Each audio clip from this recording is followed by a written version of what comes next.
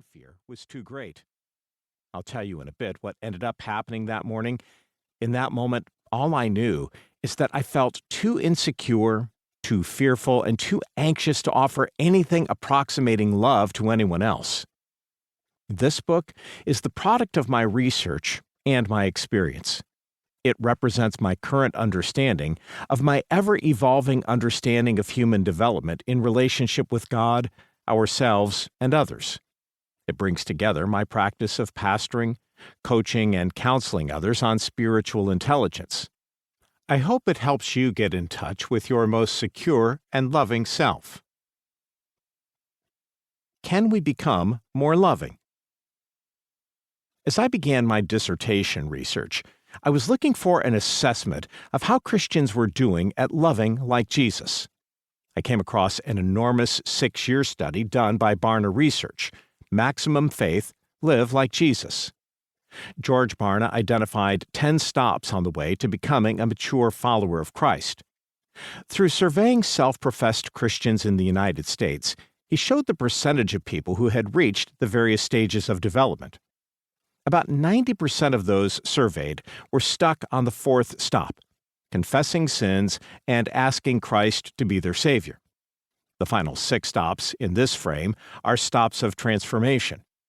Only 0.5% of the people surveyed said they had entered the final 2 phases, enjoying a profound intimacy with and love for God and experiencing a profound compassion and love for humanity. Barna concluded that 90% of Christians in America live indistinguishably from those in the surrounding culture. Their faith and practice had not resulted in a deep love of God and neighbor. So I devoted my efforts to understanding why. What is keeping us from experiencing God's love and being a conduit of it? In my ministry, I've witnessed wonderful moments of love that reminded me of the Jesus of the New Testament and the Jesus I experienced in my heart. I've also witnessed selfishness, pettiness, meanness, and downright hatred, in some cases from the very same people with whom I witnessed amazing love. And as I observe the person that I spend the most time with, myself, I see all the same things. I see myself loving all kinds of people, and then the next moment yelling at the people I love the most, like my children or my wife. So how can we become more loving? Is it possible to grow into lovingness? These questions assume that we are basically not loving enough. They might sound premised on the notion that through practice or learning, we can make ourselves more loving and less hateful, unforgiving, and selfish. But I have come to believe that we can't. You can't just make yourself more loving, at least not when you are feeling insecure. Insecurity and love don't go together. A quick note, if that worries you because you feel insecure a lot of the time, just hold on.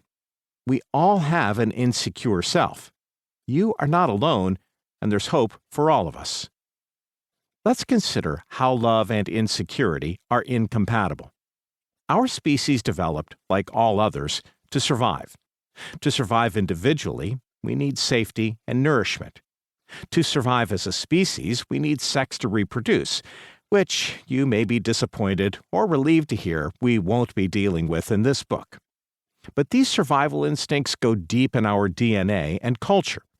Some would argue that even love is a survival instinct, and they would be right if their definition of love, that is a transactional one.